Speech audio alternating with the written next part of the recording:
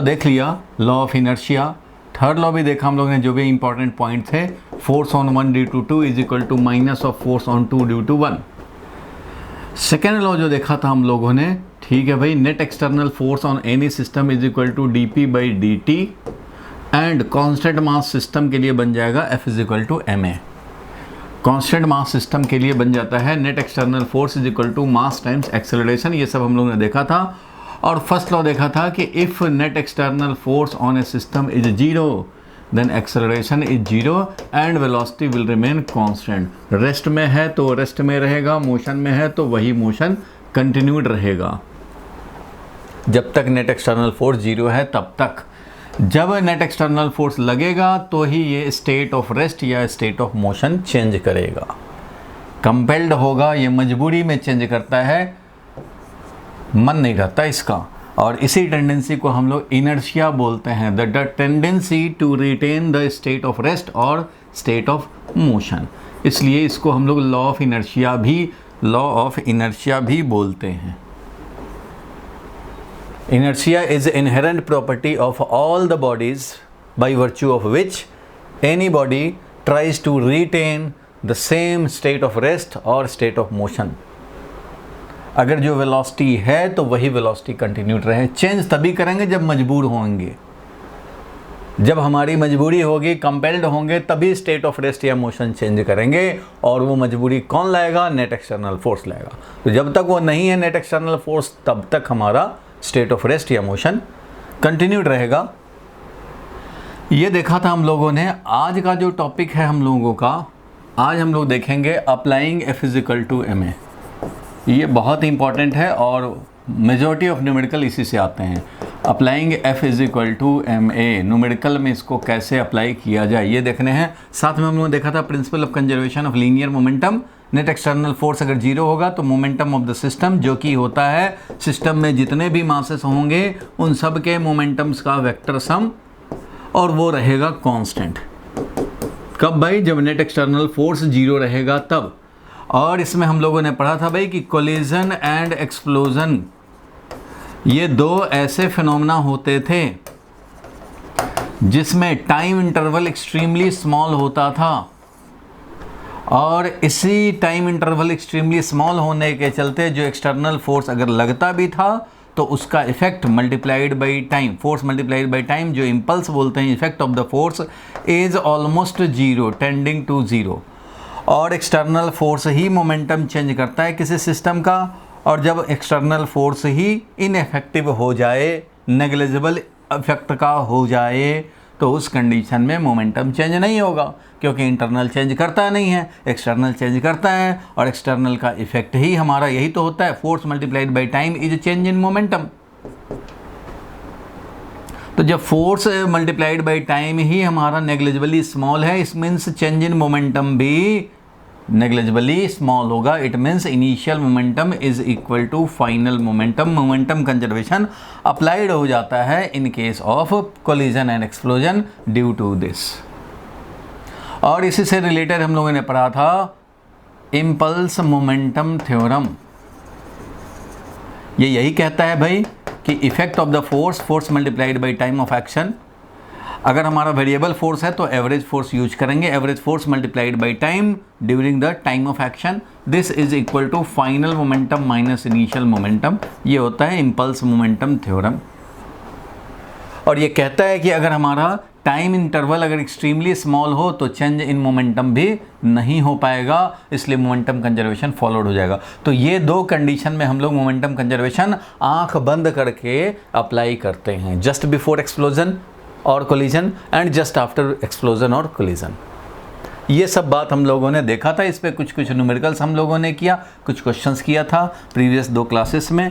आज हम लोगों को मेन चीज़ देखने हैं applying F is equal to M A, और इसको पूरी तरह से अभी कंट्रोल में आपको आने के लिए कम से कम 2 क्लास अभी लगेंगे, इसलिए आज स्टार्ट करते हैं। ठीक है भाई, सबको ऑडियो वीडियो क्लियर है? तो चलो स्टार्ट किया जाए। लिखो भाई,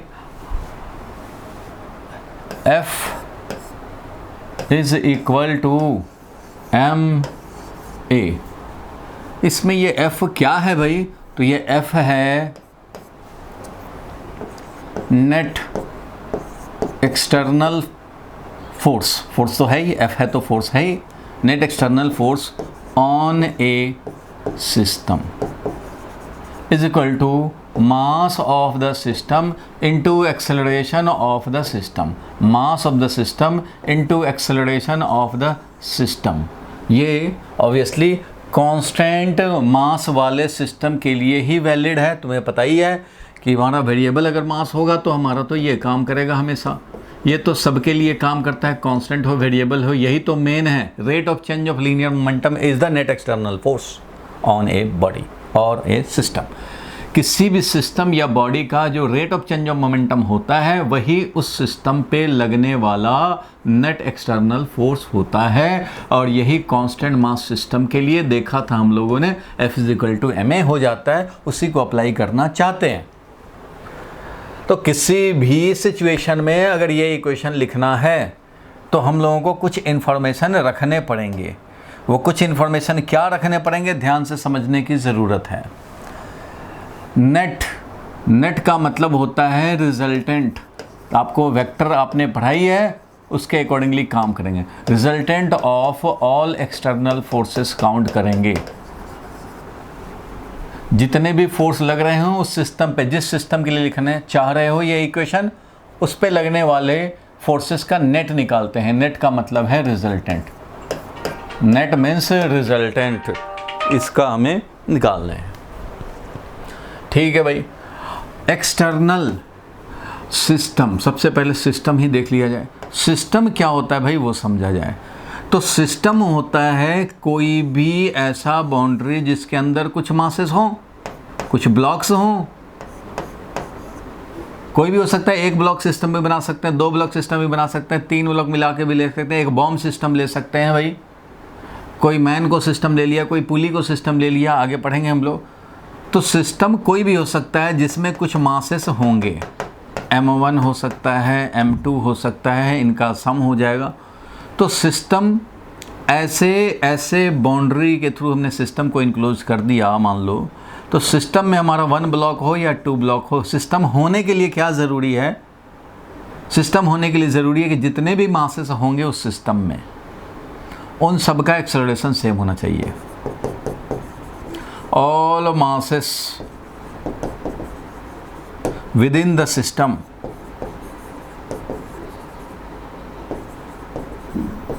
must have same acceleration। मतलब वैल्यू वाइज सेम होना चाहिए एंड सेंस वाइज सेम होना चाहिए। वो क्या है ये तो अभी न्यूमेरिकल से क्लियर होगा, लेकिन अभी मैं थ्योरेटिकल बात बता रहा हूँ तो न्यूमेरिकल में ये पूरा क्लियर होगा कि क्या मतलब हुआ इसका। अभी एग्जांपल से बताएंगे, आज यही पूरा क्लास यही करने हैं। तो system can consist of 1 block और it may be collection of blocks but interconnected होना चाहिए। All the masses within the system must have same acceleration and all masses must be interconnected. And all masses जो होंगे इसमें, all masses must be interconnected होना चाहिए। क्या है वो भी एग्जाम्पल जब लेंगे क्लियर होगा। अभी के लिए तो बस इतना लिख के रख लेंगे, सारे लोग लिखते चलें साथ में तो अच्छा होगा। On a system, on means forces on the system, forces on the system वही काउंट करने पड़ेंगे। Forces on the system should be counted, should be considered. इन्हीं का नेट निकालेंगे, ठीक है। Forces on the system should be considered, not the forces by the system. System जो लगाएगा, सिस्टम के द्वारा जो लगाया गया फोर्स है उसको काउंट नहीं करेंगे, सिस्टम पर लगने वाले फोर्स को काउंट करेंगे। इस बात को भी थोड़ा समझा जाए। देखो भाई, एक था रमेश और एक है सुरेश, दोनों ने 5 स्टार के चक्कर में लड़ाई कर ली। अब दोनों ने लड़ाई की, इसने इसको मारा, इसने उसको मारा। रमेश के नाक टूट गए, सुरेश के कान टूट गए। ये पहुंचा हॉस्पिटल में, ये भी पहुंचा हॉस्पिटल में। हॉस्पिटल में पहुंचा सुरेश तो इसको देखा डॉक्टर नंबर 2। डॉक्टर 2 ने देखा, सुरेश तुम्हें तो चोट लगा है यहाँ वहाँ। तो इस डॉक्टर के लिए, ये जो डॉक्टर ट्रीटमेंट करेगा तो वो किस सिस्टम पे करेगा भाई? तो ये डॉक्टर करेगा सुरेश का इलाज, सुरेश का ट्रीटमेंट करेगा। सुरेश पर लगने वाला फोर्स को काउंट करेगा। सुरेश पर किसी ने लगाया हो फोर्स, रमेश ने लगाया हो या रमेश का कोई उसका फ्रेंड लगाया हो, जो भी लगाया हो, सुरेश पर लगने वाले फोर्सेस को देखेगा। ठीक है, सुरेश पर लगने वाले फोर्सेस को देखेगा। ये सुरेश ने फोर्स लगाया रमेश पे या सुरेश ने रमेश के फ्रेंड पे भी फोर्स लगाया और सुरेश ने 2-4 को गोली मार के आ गया, उससे मतलब नहीं है इस डॉक्टर को कि सुरेश ने कहाँ कहाँ फोर्स लगाया, उससे इसको मतलब नहीं है। सुरेश पर जो फोर्स लगा है उससे इनको मतलब है। क्यों? क्योंकि इसके लिए पेशेंट है सुरेश, तो सुरेश पर लगने वाले फोर्सेस को ही ध्यान देगा, उसी को देखने की ज़रूरत है। सुरेश ने किसको किसको मार के आया, क्या क्या करके आया, इसके मतलब नहीं है इस डॉक्टर का। So for the doctor system, for the doctor, Suresh is the system and Suresh पर लगने वाला फोर्स, सुरेश पर लगने वाला फोर्स ही काउंट करेगा, उसी के अगेंस्ट ट्रीटमेंट होगा। सुरेश ने जो लगाया, बाई सुरेश जो भी फोर्सेस लगे हैं वो काउंट नहीं करेगा। सिमिलरली रमेश सिस्टम को देखा डॉक्टर नंबर 1 ने, तो भैया रमेश ही इसके लिए सिस्टम है। रमेश ने जो फोर्स लगाया वो इसका कोई कंसर्न नहीं है।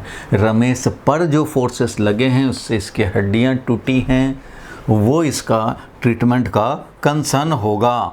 ये रमेश पर लगने वाला फोर्स को देखेगा, पर लगने वाला फोर्स को देखेगा। सुरेश पर लगने वाला फोर्सेस को देखेगा। पर का मतलब होता है ऑन। तो ऑन द सिस्टम, आपका जो कंसर्न है, जो आपका सिस्टम है, जिसके लिए आप F=ma लिखना चाह रहे हो, उस पर लगने वाला फोर्स। अगर बॉम्ब सिस्टम है तुम्हारे लिए तो तुम बॉम्ब पर लगने वाला फोर्स देखो कि अर्थ लगा रहा है, फ्लोर लगा रहा है, तो भैया बॉम्ब पर लगने वाला फोर्स देखेंगे। बॉम्ब भी अर्थ को लगा रहा है वो नहीं देखेंगे। बॉम्ब भी अपने वेट के चलते अर्थ को फोर्स लगा रहा है वो नहीं देखेंगे। अगर मान लो तुमने मैन को सिस्टम लिया, मुझे सिस्टम लिया, तो मेरे पे लगने वाले फोर्सेस को देखोगे। मेरे पे लगने वाला फोर्स है एक्सटर्नल फोर्स, वो है अर्थ का ग्रेविटी फोर्स, वेट फोर्स जो मेरे पे लग रहा है वो कंसीडर करने पड़ेंगे। मैं जिस फ्लोर पे खड़ा हूँ, फ्लोर भी मेरे पे फोर्स लगा रहा है, उसको देखने पड़ेंगे। मतलब एक मैन है मान लो यहाँ पे, तो उस पे सिस्टम देखेंगे, तो जिस फ्लोर पे खड़ा है वो लगाया फोर्स अपवर्ड एक्शन में, वो इसका कंसर्न होगा। और इस पे जो वेट फोर्स लग रहा है वो आपका कंसर्न होगा, क्योंकि आप एक F=ma लिखना चाहते हो इस सिस्टम के लिए। लेकिन ये सिस्टम जो फ्लोर पे लगा रहा है, जिससे इसका फ्लोर, अगर ये सैंड की तरह है, सैंड है इस पे, तो ये डिप्रेस्ड हो गया, वो आपका कंसर्न नहीं है। आपको ये जो फोर्स लगाया है आप पे, वो आपका कंसर्न है। ये है force on man by floor, तो ये आपका कंसर्न होगा, क्योंकि फोर्स ऑन मैन है, मैन तुम्हारा सिस्टम है इसलिए। तो जो भी सिस्टम लोगे उस पर लगने वाला फोर्स देखेंगे, उसने जो लगाया वो फोर्स नहीं देखेंगे।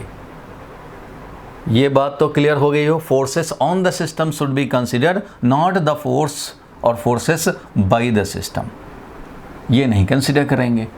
बोलो क्लियर है ये? बोलो भाई। Yes sir. Yes sir. चलो आगे बढ़ते हैं हम लोग। और क्या रह गया भाई? सिस्टम तो can be one mass system और can be many mass system. System can be one mass, ऐसा हो सकता है, और मेनी मास सिस्टम। लेकिन कंडीशन क्या है भाई कि जो मेनी मास अगर है तो वो सारे मासेस आपस में कनेक्टेड होना चाहिए, अलग अलग नहीं कि एक मास 1 kg यहाँ रखा हुआ, एक चेन्नई में रखा हुआ, दोनों मिलकर सिस्टम हो गए। नहीं, इंटरकनेक्टेड हो चलेगा। ये मान लो इस तरह से एक ब्लॉक है, दूसरा ब्लॉक है, और इसको मैं पुल कर रहा हूँ, तो ये दोनों मिला करके सिस्टम ले सकते हैं, या अकेले का सिस्टम ले सकते हैं, या इस अकेले का ले सकते हैं।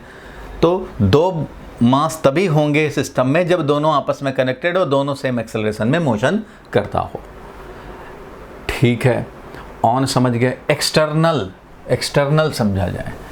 देखो भाई, एक्सटर्नल समझने के लिए भी आप यहाँ पे बॉम्ब वाले सिस्टम में आ सकते हैं। देखो भाई, बॉम्ब सिस्टम अगर लेते हो तो बॉम्ब सिस्टम पे एक्सटर्नल फोर्सेस को काउंट करने हैं। अगर तुम्हारा बॉम्ब ही सिस्टम है तो अर्थ तो सिस्टम नहीं है, अर्थ सिस्टम के बाहर हो गया बॉम्ब सिस्टम के लिए। चाहे फॉर बॉल सिस्टम बोलें या बॉम्ब सिस्टम बोलें, तो बॉल ही सिस्टम है। बॉम्ब क्यों करें भाई, बहुत तालिबान लोग ने किया हुआ है। तो बॉल सिस्टम समझे, या मैन है तो मैन सिस्टम समझे। भैया मैन सिस्टम ही अगर समझो तो मैन सिस्टम पे लगने वाला वेट फोर्स और जो फ्लोर ने लगाया वो फोर्स सिस्टम के बाहर का था, लगाया, काउंट करेंगे। लेकिन मैन में ही एक मैन के अंदर यानी जो सिस्टम है उसके अंदर एक ही मास, ये हाथ वाला भी मास है, ये हाथ वाला भी मास है, इस हाथ से इस हाथ को फोर्स लगा रहे हो तो वो होगा इंटरनल फोर्स। खोपड़ी यहाँ पे क्यों है भाई, क्योंकि ये इस पे फोर्स लगा करके इसके वेट को बैलेंस किया हुआ है। मैंने फोर्स लगाया पेन पे, पेन ने लगाया मेरे पे, ये सब इंटरनल फोर्स है। मैन सिस्टम के अंदर एक दूसरे पे फोर्स लगा रहे हैं। ये मास इस पे फोर्स लगाया, ये मास इस पे फोर्स लगाया, वो सब इंटरनल है, वो काउंट नहीं होता। Only external force. अब देखो कोई बॉल भी है तो बॉल में भी बहुत सारे मॉलिक्यूल्स होते हैं भाई, बहुत सारे मॉलिक्यूल्स होते हैं बॉल में, बहुत सारे मॉलिक्यूल। ये सारे मॉलिक्यूल भी तो एक दूसरे को फोर्स लगा रहे हैं, अट्रैक्टिव फोर्स लगा रहे हो या रिपल्सिव फोर्स लगा रहे हैं, जो भी लगा रहे हैं भैया, ये सब एक दूसरे को फोर्स लगा रहे हैं। मॉलिक्यूल में जो अट्रैक्शन है तो ये आपस में जो फोर्स लगा रहे हैं, ये कभी भी F = ma लिखने में इन एक इंटरनल फोर्सेस का काउंट नहीं करते। इंटरनल फोर्स से हमारा मतलब नहीं है। जो एक्सटर्नल, जो इस सिस्टम से बाहर है, वो जब फोर्स लगाएगा तो काउंट करेंगे। जिस तरह से एक फैमिली में आपस में लड़ाई हो रहा हो, आपस में लोग बहस कर रहे हों और बाद में फिर आराम से रहने लग जाते हैं, तो आपस में लड़ाई कर रहे हैं फैमिली के विदिन, तो दैट इज़ इंटरनल लड़ाई। हिंदुस्तान में लड़ाई हो रहा है, इंटरनल लड़ाई। कि बाहर से कोई अटैक करेगा तो उसके अगेंस्ट वो हमारा काउंट करना होगा। External forces should be counted, not internal force. तो only external forces, not internal to the system. Internal force को काउंट नहीं करेंगे। मतलब नेट जो निकालना है फोर्स, उसमें कौन कौन से फोर्स आएंगे जिनका नेट हमें निकालना है, तो वो होंगे एक्सटर्नल फोर्सेस, नॉट इंटरनल।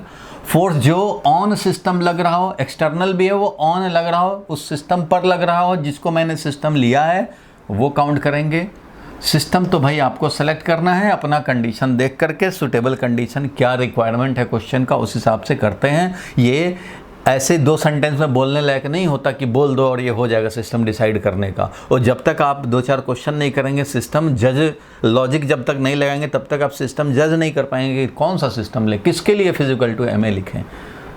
तो भैया ये आपको लॉजिकली समझना है, क्वेश्चन का डिमांड देखना है, उस हिसाब से काम करने हैं। नेट निकालेंगे एक्सटर्नल फोर्सेस का on a system and this will be equal to mass of the system into acceleration of the system. अच्छा भाई, तो मास ऑफ द सिस्टम क्या हुआ?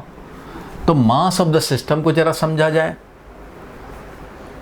तो देखो भाई, मास ऑफ सिस्टम होता है कि जितने भी मासेस हैं इस सिस्टम में, हो सकता है एक ही मास सिस्टम हो तो ठीक है भाई, वही मास m1।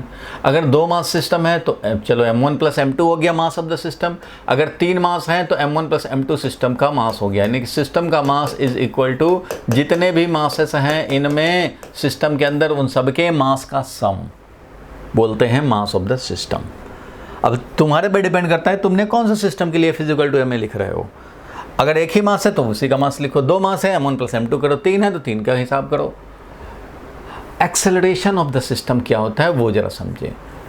तो भाई एक्सेलरेशन ऑफ द सिस्टम क्या होता है, तो जितने भी सिस्टम में हैं, ये तो कंडीशन ही है कि all the masses within the system must have same acceleration.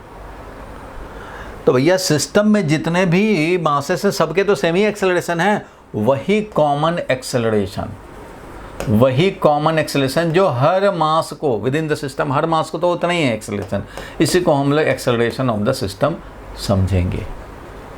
Common acceleration of all the masses, क्योंकि भाई सारे मासेस का एक्सेलरेशन सेम ही होने हैं। तो ये इतना थ्योरेटिकल बात समझें। अब इसको जब तक इम्प्लीमेंट नहीं करेंगे तब तक आपका पूरा पिक्चर क्लियर नहीं होगा। मैंने एग्जाम्पल बताया इसमें, कैसे समझने का कोशिश किया।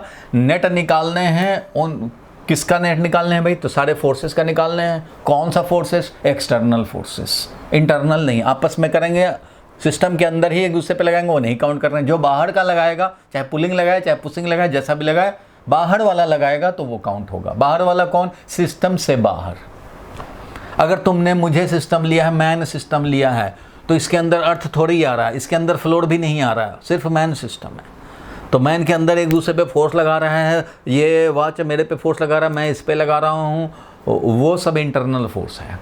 इस सिस्टम से बाहर है अर्थ, तो वेट फोर्स जो मेरे पे लग रहा है वो एक्सटर्नल है, काउंट करने पड़ेंगे मेरे लिए अगर F = ma लिखोगे। और फ्लोर जो मेरे पे लगा रहा है वो भी एक्सटर्नल है, वो भी दूसरे ने लगाया, सिस्टम के अंदर का नहीं लगाया है, दूसरे ने लगाया।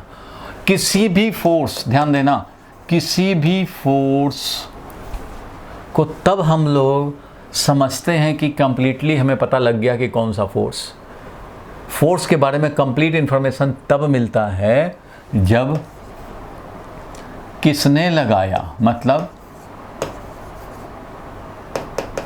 बाय विच बॉडी, किसने लगाया, ऑन विच बॉडी, किस पर लगाया, ठीक है, कितने वैल्यू का लगाया और किस डायरेक्शन में लगाया। ये 4 इंफॉर्मेशन है, तभी आपका फोर्स नोन हुआ। तो कोई भी फोर्स किसने लगाया, किस पर लगाया, कितने वैल्यू का लगाया और किस डायरेक्शन में लगाया। तो फोर्स ऑन ए सिस्टम, आप सिस्टम जो लोगे उस पर सोचना कि जिस फोर्स को आप देख रहे हो, जिस फोर्स को आप कंसीडर करना चाहते हो, वो ऑन लग रहा है कि नहीं सिस्टम। अगर ऑन सिस्टम पे लग रहा है तो काउंट करेंगे। तो इस तरह से ये ऑलमोस्ट पिक्चर क्लियर हुआ। अब न्यूमेरिकल से क्लियर होगा। नेट निकालने हैं सारे फोर्सेस का जो भी ऑन द सिस्टम लगेगा, और वो एक्सटर्नल फोर्सेस होने चाहिए, = मास of the system into acceleration of the system. ये समझते हुए इसको आप नोट कर लें या स्क्रीनशॉट ले लें। ये समझते हुए अब हम लोग लिखेंगे क्वेश्चन से ही देख पाएंगे। पूरा न्यूमेरिकल बेस्ड ये टॉपिक है, तो इस पर खूब न्यूमेरिकल होने हैं। तो चलो भाई, इसको मैं हटा रहा हूँ। आप एक बार माइंड में सेट कर लो। आप सोचोगे कि नहीं ये पूरी तरह से तो अभी सेट हुआ नहीं माइंड में, तो भैया सेट होने में ही 5 क्वेश्चन लगेंगे। तो अभी तो बस इन्फॉर्मेशन दे दिया, इसको माइंड में रख लेने हैं। एक बार आप एक नज़र देख लो, माइंड में रख लेने हैं और इसको यूज़ करने हैं। जब मैं यूज़ करूँगा तो आपको बार बार ये देखना ना पड़े। नेट फोर्स निकालते हैं, रिजल्टेंट फोर्स निकालते हैं। किसका रिजल्टेंट फोर्स? तो सिस्टम पर लगने वाले एक्सटर्नल फोर्सेस का, सिस्टम पर लगने वाले एक्सटर्नल फोर्सेस का। F = ma में F यही है, और मास of the system, acceleration of the system. चलो अब क्वेश्चन देखते हैं। ठीक है भैया, क्वेश्चन स्टार्ट किया जाए। तो फर्स्ट क्वेश्चन लिखा जाए, एक ब्लॉक 2 kg मास, दूसरा ब्लॉक स्ट्रिंग से कनेक्टेड है, 3 kg ब्लॉक स्ट्रिंग से कनेक्टेड है भैया। दोनों स्ट्रिंग थ्रेड से कनेक्ट कर दिया हम लोगों ने। अब धीरे धीरे इनके क्वेश्चंस करने में कई सारे छोटे छोटे कॉन्सेप्ट का ज़रूरत पड़ेगा, वो हम लोग डिस्कस करते चलेंगे साथ साथ। ऐसा नहीं कि उतना ही से हो गया काम, अभी आएगा। पुली का क्या होता है, स्ट्रिंग का क्या हिसाब होता है, बहुत सारी चीज़ आएंगे अभी धीरे धीरे। फ़िलहाल ये है कि 2 ब्लॉक हैं और दोनों ब्लॉक स्ट्रिंग से थ्रेड से कनेक्टेड हैं, और हमने इस पर फोर्स लगाया। F = मान लो 50 न्यूटन का फोर्स लगाया। इस तरह से स्ट्रिंग से ही लगाया। तो बच्चा में लगाते हैं ना लोग, तो 2 ईयर का 3 ईयर का बच्चा होता है तो उसको ट्रेन के 2 बॉगी होते हैं और उसमें थ्रेड लगा होता है, ऐसे थ्रेड पकड़ के पुल कर रहा हो। अब ऐसे ना पुल करके ऐसे पुल कर रहा हो, कोई बात नहीं है। तो हमें निकालना क्या है? तो निकालना है हमें यहाँ पे जो फोर्स लग रहा है वो निकालने हैं। मतलब ये वाला जो स्ट्रिंग इसको लेके जा रहा है तो एक फोर्स लगा रहा होगा, पुल कर रहा होगा, ये स्ट्रिंग इसको पुल कर रहा होगा। तो ये फोर्स कितना वैल्यू का? स्ट्रिंग में जो फोर्स होता है, अगर कोई टेबल हो, टेबल में हमने रोप या स्ट्रिंग लगाया या कॉपी में रजिस्टर में स्ट्रिंग लगा दिया, उसके बाद उसको पुल कर रहे हैं, बेड पे रख दिया या टेबल पे रख दिया और उसको थ्रेड से पुल कर रहे हो, तो पुल करेंगे तो वो भी स्लाइड करके आएगा आगे। वैसे ये भी जा रहा है।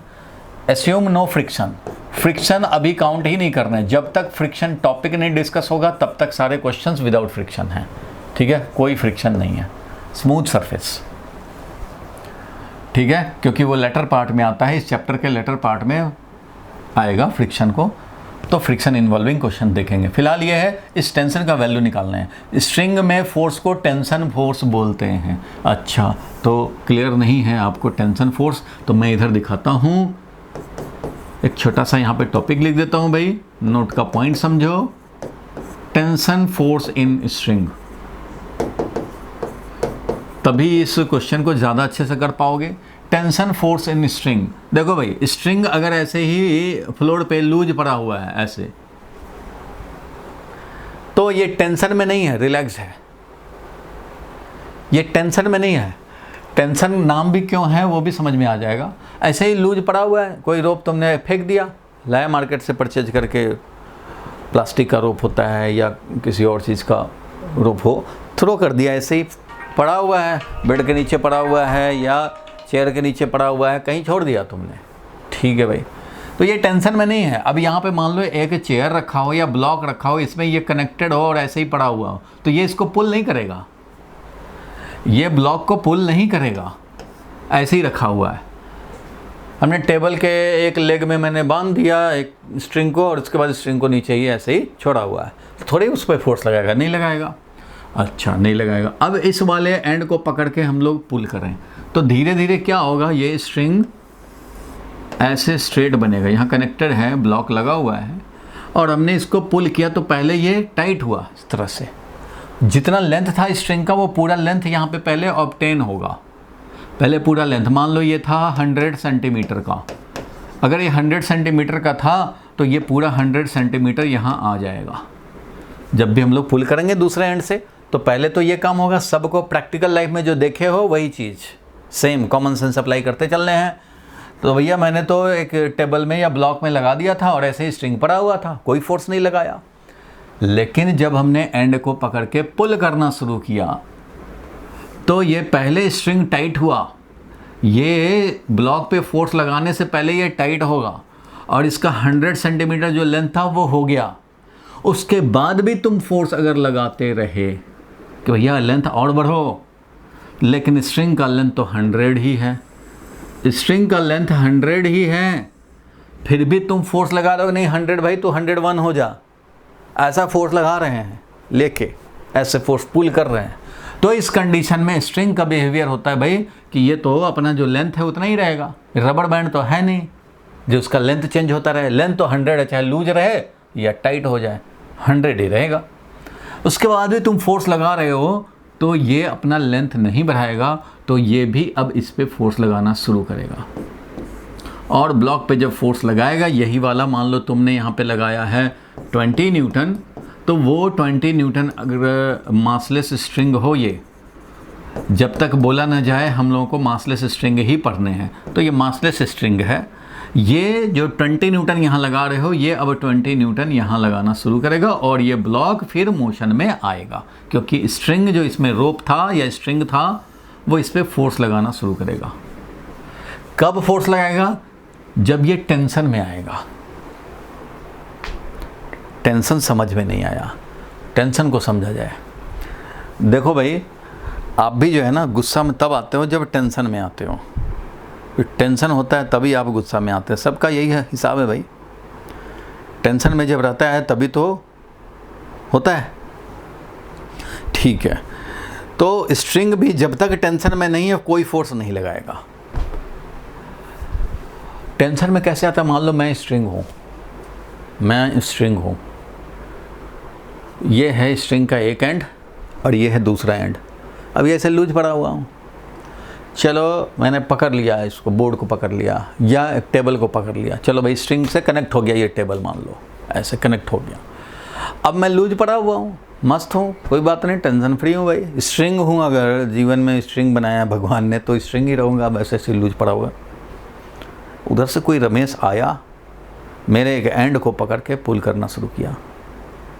कोई बात नहीं, अभी तो रिलैक्स्ड हूँ, ले जा भाई लेंथ। जैसे ये 100 मीटर पूरा ये भी ऐसे कर लिया।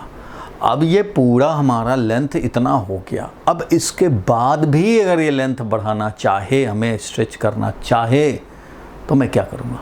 मैं तो स्ट्रिंग हूँ, मैं क्या करूँगा? चाहे तो टूट जाऊँगा, एक हाथ इधर चला जाएगा, इधर चला जाएगा, चाहे टूट जाए। तो वो टूटने का बात अभी नहीं सोचना है हम लोगों को। स्ट्रिंग में कब टूटने का कंडीशन होता है वो बाद में आएगा, टॉपिक करेंगे।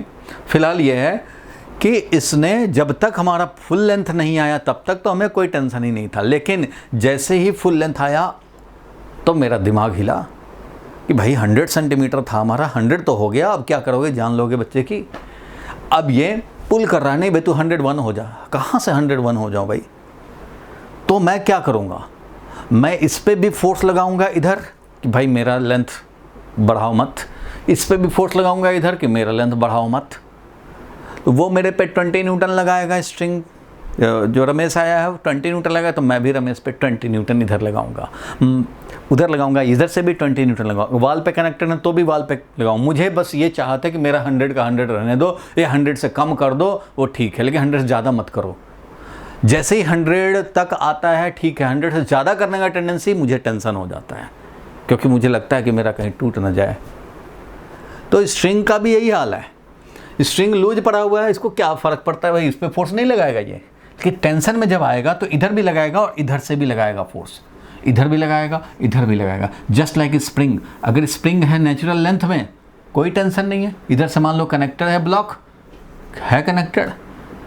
अब तुम इधर से पुल करोगे तो जो नेचुरल लेंथ है वहाँ तक तो ठीक है, नेचुरल लेंथ से जैसे ही ज़्यादा हुआ स्प्रिंग, तो स्प्रिंग का नेचुरल लेंथ से जैसे ही ज़्यादा हुआ, जो पेन का स्प्रिंग होता है या किसी भी चीज़ का स्प्रिंग होता है, तो नेचुरल लेंथ से ज़्यादा जैसे ही होगा तो ये चाहेगा इधर फोर्स लगाए, ये इधर से भी ये इधर फोर्स लगाना चाहेगा।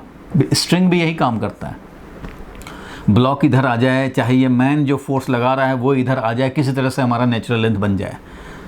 तो स्प्रिंग में तो कम से कम ये कैपेसिटी होता है कि कुछ लेंथ ये बढ़ के भी फोर्स लगाता रहता है, लेकिन स्ट्रिंग हमारा इनएक्सटेंसिबल स्ट्रिंग, रबर बैंड नहीं पढ़ना हम लोग सिलेबस में, जो है वो इनएक्सटेंसिबल स्ट्रिंग है, whose length is fixed can not be extended, तो बढ़ नहीं सकता। इसलिए जैसे ही बढ़ाने की कोशिश करोगे इधर से भी 20 न्यूटन ये स्ट्रिंग लगाएगा, ये भी स्ट्रिंग लगाएगा। जिस तरह से ये इधर से फोर्स लगाएगा स्प्रिंग ब्लॉक पे और इस पे भी फोर्स लगाएगा स्प्रिंग, इसको बोलते हैं force of spring, force of spring. और आगे स्प्रिंग आएगा ही इस चैप्टर में, तो मैं अभी ही बता देता हूँ स्प्रिंग का क्या होता है बिहेवियर। अभी तक यहाँ पे इस एंड पे कोई फोर्स ये अप्लाई नहीं कर रहा है इस ब्लॉक पे, लेकिन तुम अगर इसका लेंथ को इलोंगेट करना चाहोगे, इसका नेचुरल लेंथ था मान लो L0, थोड़ा सा भी लेंथ इसका बढ़ाओगे, मान लो L0 और प्लस x हो गया स्प्रिंग का लेंथ, तो इधर से स्प्रिंग फोर्स डेवलप हो जाता है और उसका वैल्यू होता है kx, कांस्टेंट टाइम्स x। इधर से भी जो फोर्स लगेगा स्प्रिंग का फोर्स, स्प्रिंग जो लगाएगा वो k टाइम्स x लगाएगा, वो ये वाला फोर्स है। स्प्रिंग चाहेगा कि मेरा जो नेचुरल लेंथ है उतना ही पे रहें, इधर तुम एक्सटेंशन कर दिए तो ये भी चाहेगा नेचुरल लेंथ पे रहें।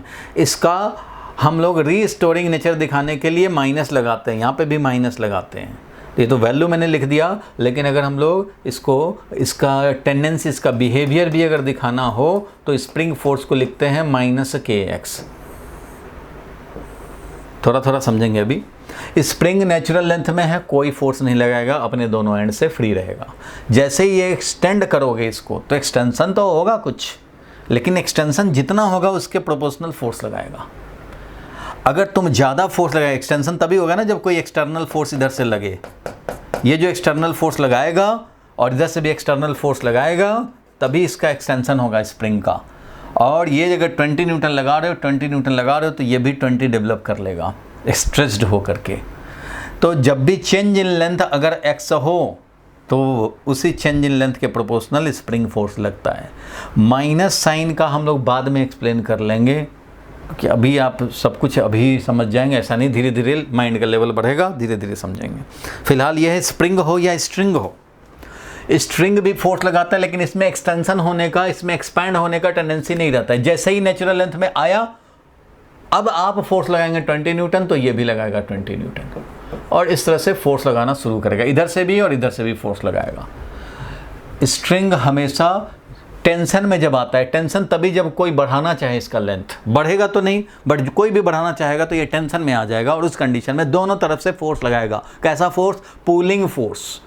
स्ट्रिंग हमेशा पुलिंग फोर्स लगाता है, पुल करता है, खींचता है अपनी तरफ। अगर तुम ब्लॉक में कनेक्ट किए हो ऐसे, तो तुम सोचोगे कि स्ट्रिंग से कनेक्ट कर दिए, अब इधर से इस एंड से धक्का मारते हैं तो ये ब्लॉक को उधर लेके चले जाएंगे, तो ऐसा स्ट्रिंग नहीं लगा सकता। स्ट्रिंग का नेचर है कि वो पुशिंग फोर्स नहीं लगा सकता किसी पे भी, पुलिंग फोर्स लगा सकता है। ये पुलिंग फोर्स तभी लगाएगा जब ये टेंशन में आएगा, यानी फुल लेंथ में आए, और तब भी स्ट्रेचिंग कराना चाहे कोई, तो ये टेंशन में आता है, तब इस पर फोर्स लगाता है। तो स्ट्रिंग के बारे में हम लोगों ने क्या नोटिस किया कि स्ट्रिंग तभी फोर्स लगाता है जब ये टेंशन में आता है, मीन्स फुल लेंथ में, और स्ट्रेचिंग कंडीशन करना चाहे कोई तो आता है टेंशन में, और उस समय फोर्स लगाता है। इसलिए इस स्ट्रिंग के फोर्स को हम लोग टेंशन फोर्स बोलते हैं। स्ट्रिंग जो फोर्स अप्लाई कर रहा है वो है टेंशन फोर्स, क्योंकि वो टेंशन में आने के बाद लगाता है, इसलिए उसको नाम हम लोगों ने दे दिया कि स्ट्रिंग जब फोर्स लगाएगा तो that will be tension force and it will be pulling in nature. तो यहाँ मैं लिख देता हूँ, आप भी लिख लें। स्ट्रिंग क्या करता है? तो string always exert, string exerts force from its two end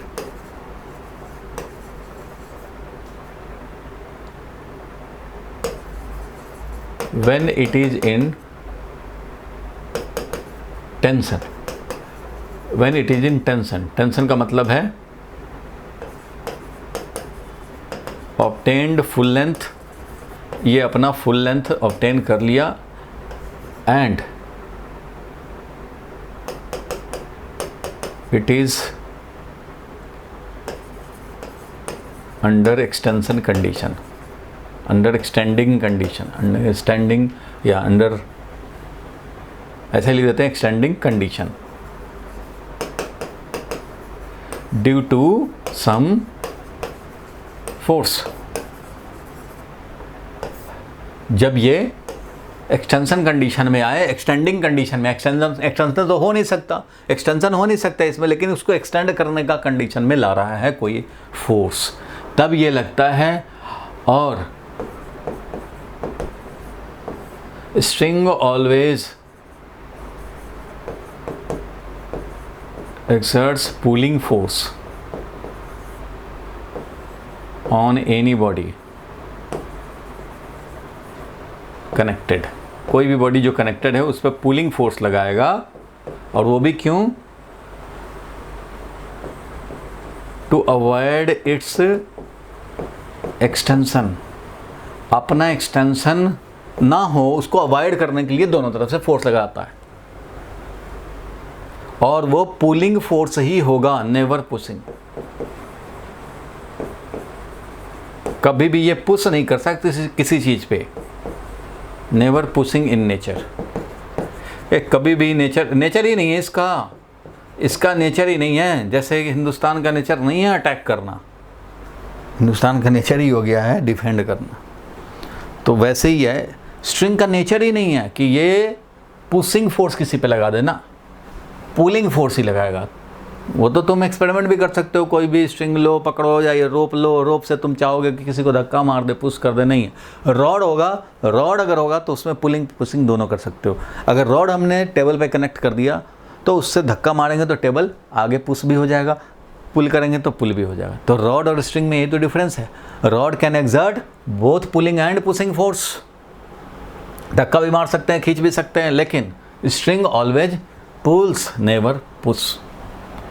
तो चलो स्प्रिंग के बारे में तो ये बात होगी। स्प्रिंग में भी ऐसा ही होता है, लेकिन स्प्रिंग में क्या होता है कि स्प्रिंग में जब ये एक्सटेंशन होगा, जब इसका लेंथ इंक्रीज होगा तो फोर्स लगेगा, और कोई फोर्स लगाया इसका लेंथ बढ़ेगा, फोर्स लगना शुरू होगा। और स्प्रिंग का फोर्स हमेशा जितना एक्सटेंशन हुआ है, चेंज इन लेंथ हुआ, उसके प्रोपोर्शनल होता है। ज़्यादा चेंज इन लेंथ करोगे तो ज़्यादा फोर्स। और ये के को बोलते हैं स्प्रिंग कांस्टेंट। आगे हम लोग पढ़ेंगे, हर स्प्रिंग का अपना अपना स्प्रिंग कांस्टेंट होता है। कोई बात नहीं है, बात की बात देखेंगे। अभी के लिए बस नोट कर लिया, और बाद में हम लोग इसका और डिटेल देखेंगे। अभी स्ट्रिंग का काम था इसलिए स्ट्रिंग दिखा दिया। ठीक है भाई, स्ट्रिंग के बारे में क्लियर हो गया। स्ट्रिंग मैं अगर हूँ तो मैं सिर्फ पुलिंग फोर्स लगाऊँ। मुझे तो चाहत इतनी है कि कोई मेरा लेंथ को बढ़ाए नहीं और मुझे रहने दे आराम से। तो इधर कनेक्ट कर दिया, कोई बात नहीं है, कनेक्ट कर दिया टेबल से, कोई बात नहीं है, सही हमें लूज छोड़ दे। बस मेरी ज़िंदगी का यही मकसद है कि मैं अपना टेंशन फ्री रहूँ, कोई लेंथ मेरा ना बढ़ाए। लूज पड़े हुए हैं, आराम से पड़े हुए हैं, कोई बात नहीं है। लिविंग तो है नहीं, जाने का इच्छा नहीं है, लेकिन कोई आएगा और हमें फोर्स लगाएगा और मेरे लेंथ को बढ़ाना चाहेगा तो मैं दोनों तरफ से फोर्स लगाऊंगा। उसको भी बोलूँगा मत मेरा बढ़ा, और इधर टेबल लगा उसको भी बोलेंगे कि देखो मेरा बढ़ा रहा है भाई, तो इधर तू आ जा, मेरा लेंथ तो कम से कम उतने रहने दे।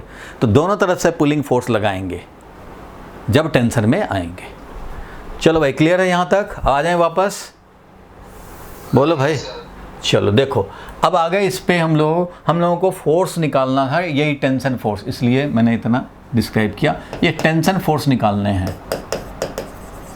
फाइंड टेंशन, क्वेश्चन लिखो, find tension force in the string between two block. दोनों ब्लॉक के बीच में जो स्ट्रिंग है उसमें टेंशन फोर्स निकालने हैं। अच्छा, टेंशन फोर्स का मतलब थोड़ा और भी समझने हैं कि ये कितने फोर्स से पुल कर रहा है इसको, ये समझो। और जितने फोर्स इसको पुल करेगा उतनी फोर्स से इसको भी पुल करेगा, क्योंकि जब ये पुल करके जाएगा बाहर, ऐसे ये आगे बढ़ना चाहेगा, ये इससे कनेक्टेड है। तो पहले मान लो लूज भी था तो ये पहले टाइट होगा, उसके बाद भी ये फोर्स लगाएगा, आगे बढ़ना चाहेगा तो अब ये इस पे भी फोर्स लगाएगा, इस पे भी लगाएगा, दोनों पे लगाएगा। अब हम लोगों को निकालने हैं जो टेंशन का फोर्स, तो वो अब देखो कैसे निकालेंगे। इसमें हम लोग समझें भी कि सिस्टम कैसे लेते हैं। देखो मैं क्या क्या इक्वेशन लिख रहा हूँ। सबसे पहले मैं सिस्टम डिसाइड करता हूँ कि मान लो let two block together as system, दोनों को मिला करके एक साथ हमने सिस्टम ले लिया। अगर मैं दोनों ब्लॉक को मिलाकर सिस्टम लेता हूं तो देखो क्या करूंगा, तो ब्लॉक 2 kg, ब्लॉक 3 kg, और ये स्ट्रिंग लगा रहा है एक दूसरे पे फोर्स, वो इंटरनल बन जाएगा। जब हमने 2 kg और 3 kg को मिलाकर सिस्टम लिया है तो जो 2 kg वाला स्ट्रिंग के थ्रू इस पे लगाएगा 3 kg पे, 3 kg वाला स्ट्रिंग के थ्रू इस पे जो फोर्स लगाएगा वो क्या होगा, इंटरनल फोर्स होगा। आपस में लड़ाई कर रहे हैं, बाहर का नहीं है, दोनों कंबाइन करके सिस्टम लिया है। सिस्टम किसको लिया है वो इम्पोर्टेंट है। अच्छा भाई, तो ये सिस्टम है, कंबाइंड सिस्टम है। इस पे लगने वाला एक्सटर्नल फोर्स को दिखाएंगे। तो चलो भाई एक्सटर्नल फोर्सेस को दिखाते हैं। तो एक्सटर्नल फोर्स को दिखाएंगे, एक होगा 2 kg पे लगने वाला वेट फोर्स, कितना भाई, तो 2 × G 10 है, तो इसका मतलब 20 न्यूटन। अच्छा, इस पे क्या हो जाएगा वेट फोर्स भाई, तो इस पे वेट फोर्स हो जाएगा मान लो m'(G), तो वो होगा 3 × G, और 3 × G मीन्स मान लो G का वैल्यू 10 है तो 30 न्यूटन। अच्छा भाई, तो ये किसने लगाया है, तो ये है भाई अर्थ ने लगाया है, क्योंकि भाई अर्थ मास है बड़ा सा और ये भी मास है, मास में अट्रैक्टिव फोर्स वही Gm1 m2/r² के अकॉर्डिंगली ये अर्थ फोर्स लगा रहा है, वो वाला है। तो अर्थ सिस्टम का पार्ट नहीं था, 2 ब्लॉक सिस्टम थे आपस में, तो ये एक्सटर्नल था, इसलिए हमारा इसका फोर्स जो लग रहा है वो काउंट करेंगे। तो ये दोनों फोर्स काउंट किया। अब जिस फ्लोर पे रखा है वो फ्लोर भी फोर्स लगाएगा भाई, वो फ्लोर भी फोर्स लगाएगा। एक मान लो N1 फोर्स लगाएगा, एक N2 फोर्स लगाएगा। N1 N2 से रिप्रेजेंट इसलिए करते हैं क्योंकि ये सरफेस के नॉर्मल लगता है, इसलिए N1 N2 से जनरली फ्लोर का फोर्स दिखाते हैं। तो ठीक है भाई, N1 फोर्स और N2 फोर्स इस पे लगा। अब ऑब्वियसली देखो ये जो ब्लॉक है वो, इस पे और कौन सा एक्सटर्नल फोर्स लग रहा है पहले समझ लो। mg लग गया, दोनों का mg लिख दिया। नॉर्मल जो फ्लोर ने लगाया वो भी लिख दिया। स्ट्रिंग ने जो फोर्स लगाया वो इंटरनल था, लिखने की ज़रूरत नहीं है। ये वाला जो फोर्स लगाया वो एक्सटर्नल है, तो इसलिए ये तो लिखेंगे, ये F एक्सटर्नल फोर्स है और ये 50 न्यूटन है। क्यों एक्सटर्नल है? क्योंकि ये सिस्टम से बाहर है। ये तो रमेश ने लगाया, इसको पुल करके ले जा रहा है, वो लगाया है, बट लगा है on the system, on the system by Ramesh, ऐसे लगाया। अब मैं इसके लिए लिखना चाहता हूँ क्या, F is to M A, तो मैं लिखूँगा इसके लिए net force F is to M A लिख रहे हैं, तो इसका देखो, इसका दूसरा वर्जन ऐसे लिखते हैं, summation of all the forces on this system is equal to mass of the system into acceleration of the system. ये वेक्टर था, तो इसको हम लोग ऐसे भी लिखते हैं कि नेट फोर्स एक्स एक्सिस की तरफ हॉरिजॉन्टल में, नेट फोर्स एक्स एक्सिस की तरफ is equal to mass into acceleration भी एक्स एक्सिस की तरफ, ऐसा हम लोग लिख सकते हैं। ये नहीं समझे, इसको भी दिखाता हूँ मैं, कोई बात नहीं है। देखो F is equal to M A को मैं लिख रहा हूँ, F is equal to M A को लिख रहा हूँ, F is equal to mass into acceleration. F को लिखूंगा, इसका x कंपोनेंट होगा उतना i कैप, y कंपोनेंट होगा उतना j कैप, z कंपोनेंट होगा उतना k कैप, ऐसा होगा भी। और ऐसे ऐसे यहाँ पे तो नेट फोर्स है, is equal to mass into acceleration, acceleration का भी x component i cap plus mass into acceleration का x component i cap plus acceleration का y component j cap plus acceleration का z कंपोनेंट k कैप, ऐसा लिखेंगे भाई, ऐसा लिखा। अच्छा भाई, इसमें नेट निकालना था, तो भाई F1 का भी ऐसा होता था, F1x, F1y, F1y, F1z, F2 भी होगा, उसको भी ऐड करना है। मीन्स ये खाली इतना ही नहीं है, ये भी है F1x प्लस F2x। क्या करूँ, जगह लगेगा ज़्यादा, स्पेस तो ज़्यादा लगेगा, ऐसे लिखता हूँ मैं इसको। देखो नेट निकालने में तो ऐसा होता है ना कि अगर दो फोर्स लग रहे हैं, दो का ही अभी दिखा रहा हूँ और तीसरा भी मान लो ऐसे, is equal to mass of the system, तो मास में तो भाई जितने आएंगे वो into acceleration of the system, ऐसा ही लिखते हैं। ठीक है भाई, अब जरा देखना यहाँ पे F1x मैं लिखूँगा तो ऐसे लिखूँगा, F1x component i cap, F1 का y component j cap, F1 का z कंपोनेंट k कैप, ये लिखा।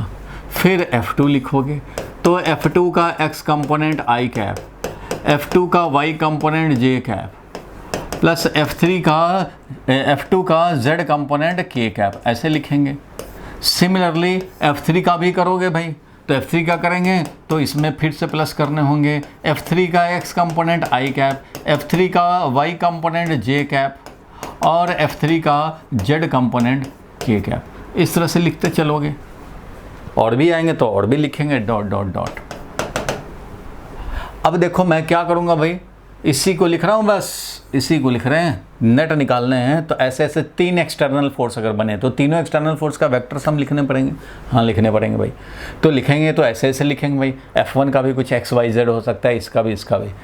अब क्या करेंगे, i को i के साथ और j को j के साथ करेंगे, तो दिस इज इक्वल टू, ऊपर की तरफ चल रहे हैं, F1x plus F1y plus F1x plus i वाला ये है, i वाला ये है, i वाला ये है, तो F1x, F2x plus F3x i cap plus अब j वाला, तो j वाला यहाँ है, j वाला यहाँ है, j वाला यहाँ है, और भी होगा, तो इसमें भी हम लोग ऐसा बोल सकते हैं F3x है एंड सो ऑन, इतना i कैप प्लस अब j वाला लिखेंगे तो F1y प्लस F2y प्लस F3y एंड सो ऑन, इतना dot dot dot j cap plus अब ये इसका k वाला, तो k वाला यहाँ भी है, यहाँ वाला भी है, यहाँ भी है, और भी होगा कहीं, तो इसलिए यहाँ पे लिखेंगे F1z plus F2z z component plus F3z and so on, इतना k कैप, ऐसा लिखेंगे। बोलो भाई ठीक है, ऐसा लिखेंगे। फिर इसको मैं लिखने जा रहा हूँ इसको लिखूंगा समेसन एफ एक्स, मतलब जितने भी एक्सटर्नल फोर्सेस है सबका एक्स कंपोनेंट ऐड कर दो। 3 एक्सटर्नल फोर्स है, तीनों का एक्स कंपोनेंट ऐड कर दो, इतना आई कैप। समेसन एफ, जितने एक्सटर्नल फोर्स है सबके वाई कंपोनेंट को सम कर दो, इतना जे। सब वही तो हुआ है, सबके वाई कंपोनेंट ऐड हो गए, जे कैप। प्लस जितने हैं एक्सटर्नल फोर्सेस सबके जेड कंपोनेंट को ऐड कर दो, इतना के कैप। ऐसा लिख सकते हैं। तो यहाँ पे मैं यही लिखा हूँ, यहाँ पे यही लिखा हूँ, समझो। इसको मैं फिर से लिख देता हूँ। देखो F को लिख रहा हूँ समेसन ऑफ एफ एक्स, बाद में हम लोग समेसन हटा देंगे, मतलब वही समझेंगे। Summation F X I cap plus summation F Y J cap एन plus summation F Z K cap. ऐसा लिखा। This is equal to mass of the system into acceleration of the system. बोलो ठीक है भाई, यहाँ तक सारे लोग जरा एक नज़र देख लें। मैंने लिखा कि जितने भी नेट एक्सटर्नल फोर्स हैं is equal to mass of the system into acceleration of the system. तो mass of the system m1 plus m2 plus m3 जो भी है, mass of the system, system का मास। उसको बार बार m1 प्लस m2 लिखने की ज़रूरत नहीं है, यह क्या है, सिस्टम का मास है। तो ऐसे लिखा, इसी चीज़ को मैंने ये लिखा। कैसे लिखा वो समझ गए, क्योंकि इसमें सारे एक्सटर्नल फोर्सेस को काउंट कर रहे हैं और सारे एक्सटर्नल फोर्सेस काउंट कर रहे हैं। ऐसा लिख दिया। चलो इसके आगे देखो क्या है खेल।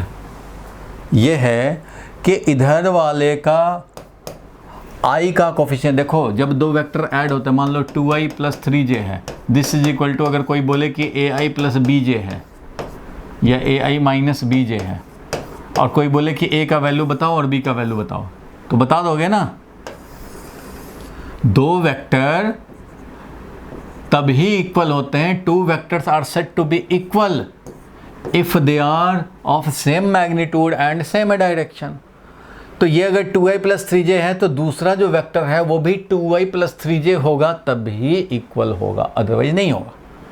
एक 2i प्लस 3j हो गया और दूसरा क्या 3i प्लस 2j हो जाए तो क्या दोनों इक्वल हो जाएंगे? नहीं होंगे।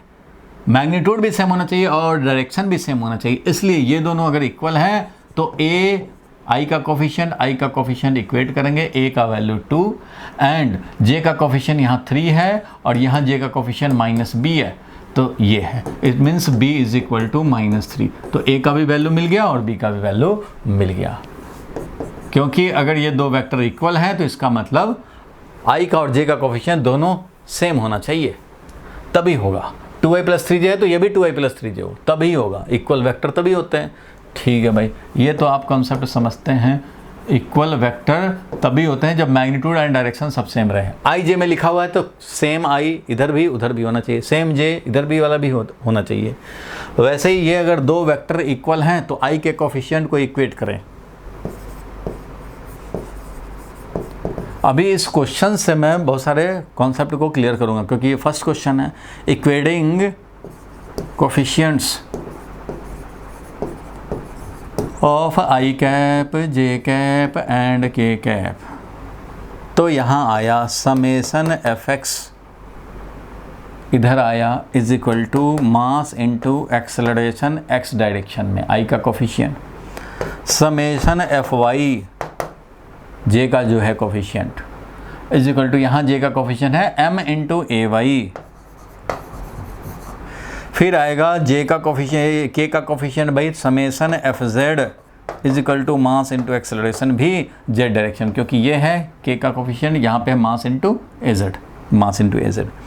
तो ये बना देखो f is equal to M A का, ये f is equal to M A एक इक्वेशन जो है ये 3 इक्वेशन में कन्वर्ट हो गया। मतलब हम लोग f is equal to M A summation बोल रहे हैं भैया, तो समेसन बार बार लिखने की ज़रूरत नहीं है, इसको हम लोग ऐसे भी लिख देते हैं f is equal to M A X, F X is equal to M A X. मतलब f का मतलब ये नेट एक्सटर्नल फोर्स सबका सम। तो net force along x axis, मतलब जितने एक्सटर्नल फोर्स हैं सबके एक्स कंपोनेंट्स को ऐड करके mass into acceleration x direction में।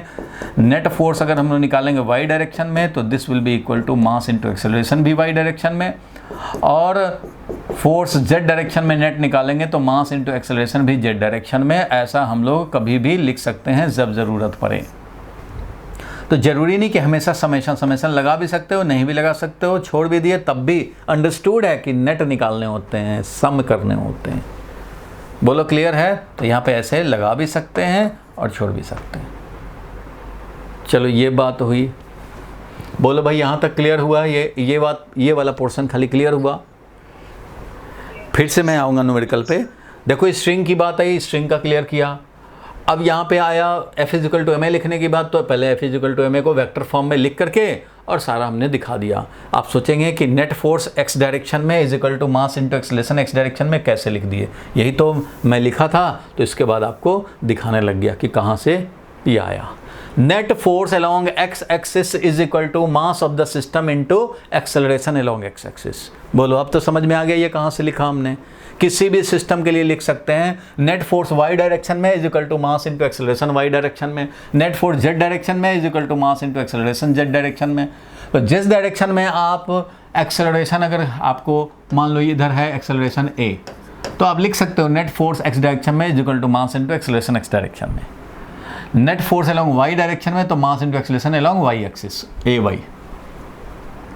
चलो भाई आगे बढ़ते हैं हम लोग। अब आगे आते हैं। देखो तो मैं इस सिस्टम के लिए लिख रहा हूं और कोई एक्सटर्नल फोर्स नहीं है। ध्यान देना, बहुत डेंजरस है ये, बहुत केयरफुली देखने की ज़रूरत है। एक भी एक्सटर्नल फोर्स छूटने नहीं चाहिए और एक भी इंटरनल फोर्स काउंट नहीं होने चाहिए। तो net force along x axis लिखना चाहते हैं। देखो इन दो ब्लॉक सिस्टम पे जो टेंशन के थ्रू एक दूसरे पे लगा रहे हैं वो इंटरनल था, पिक्चर में नहीं आएगा। ये जो एरो दिखाते हैं ना फोर्सेस, इसको बोलते हैं फ्री बॉडी डायग्राम।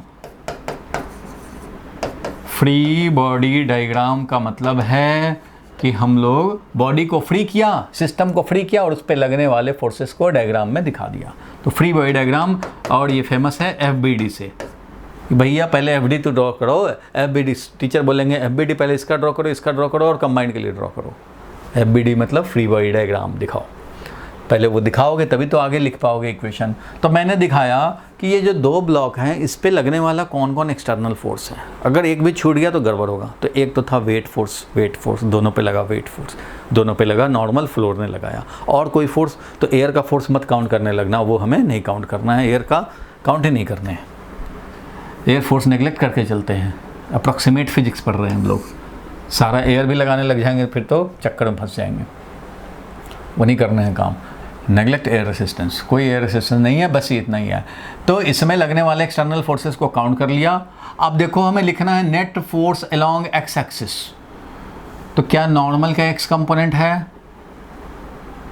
क्या इस नॉर्मल का एक्स कंपोनेंट है? नहीं है, जीरो है, क्योंकि एक्स एक्सिस इधर है। फोर्स वेट का इधर लग रहा है, इसका कंपोनेंट जीरो है। नॉर्मल इधर लग रहा है, इसका भी कंपोनेंट इधर जीरो होगा। एक्स डायरेक्शन में कुछ नहीं है, वाई डायरेक्शन में जब लिखेंगे तो इसको काउंट करेंगे। उस तरह से इसका भी जो वेट है, इसका भी इधर एक्स कंपोनेंट जीरो है। इसलिए जितने भी वर्टिकल फोर्स हैं उन सब के एक्स कंपोनेंट तो भाई जीरो हैं, इसलिए उनका एक्स कंपोनेंट नहीं काउंट करना है। एक ही फोर्स है एक्सटर्नल, वो है ये वाला जो एक्सटर्नल लग रहा है 50 न्यूटन। तो यहाँ लिखूंगा मैं 50 न्यूटन, बस यही एक्स डायरेक्शन में लग रहा है 50 न्यूटन इज इक्वल टू, अगर कोई इधर लग रहा होता तो वो -50 बन जाता, क्योंकि अपना एक्स एक्सिस हमने इधर लिया है, वाई एक्सिस ट्रेडिशनली जो है वही लिया है। तो एक्स डायरेक्शन में लिख रहा हूँ net external force only 50 Newton. इसका कोई कंपोनेंट नहीं है, इसका कोई कंपोनेंट नहीं है एक्स डायरेक्शन में, इसका भी कोई कंपोनेंट नहीं है, इसका भी कोई कंपोनेंट नहीं है, मतलब इसका कोई इफेक्ट इस डायरेक्शन में नहीं है। तो सिर्फ एक ही है उस डायरेक्शन में, वो 50 न्यूटन। तो net force 50 newton is equal to mass of the system. बोलो कितना है?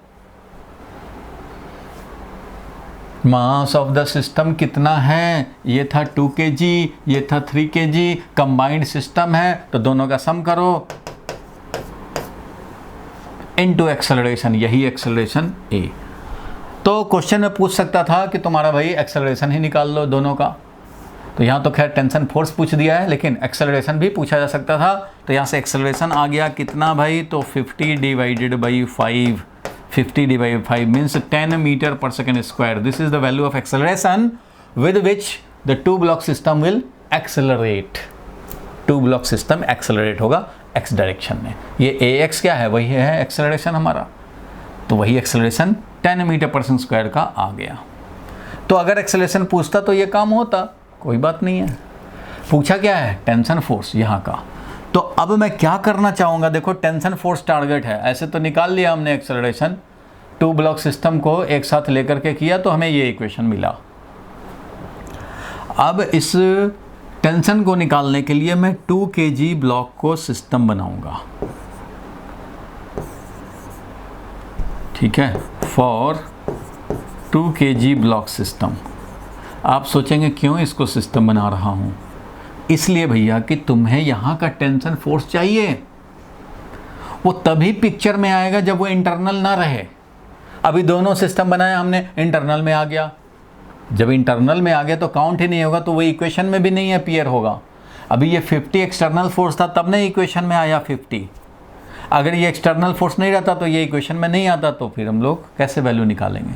वैसे ये टेंशन फोर्स आया ही नहीं इक्वेशन में, तो कैसे निकालेंगे। इसको इक्वेशन में आए तो एक्सटर्नल बनाने पड़ेंगे। अगर 2 kg को हम लोग सिस्टम बनाए तो 2 kg से बाहर का हो जाएगा ये, और 2 kg से बाहर होगा तो ये जो फोर्स लगाएगा वो एक्सटर्नल फोर्स हो जाएगा। तो स्ट्रिंग इस पे फोर्स लगा रहा है T, क्योंकि पुल कर रहा है इस सिस्टम को 2 kg वाले पे। लगने वाला और फोर्स है वेट फोर्स, जो कि इसका 20 न्यूटन लग रहा है, और इस पे फोर्स है एक नॉर्मल फोर्स, नॉर्मल है मान लो N1। तो नॉर्मल तो खैर वर्टिकल है, ये भी वर्टिकल है, ये वाला है हॉरिजॉन्टल में, और ये ब्लॉक का पता लग चुका है कि ये हॉरिजॉन्टल में 2 kg 3 kg दोनों ब्लॉक टुगेदर जा रहे हैं, और इसका एक्सेलरेशन पता लग चुका है कितना भाई, 10 पता लगा है। तो 10 मीटर पर सेकेंड स्क्वायर का ये एक्सेलरेशन से जा रहा है।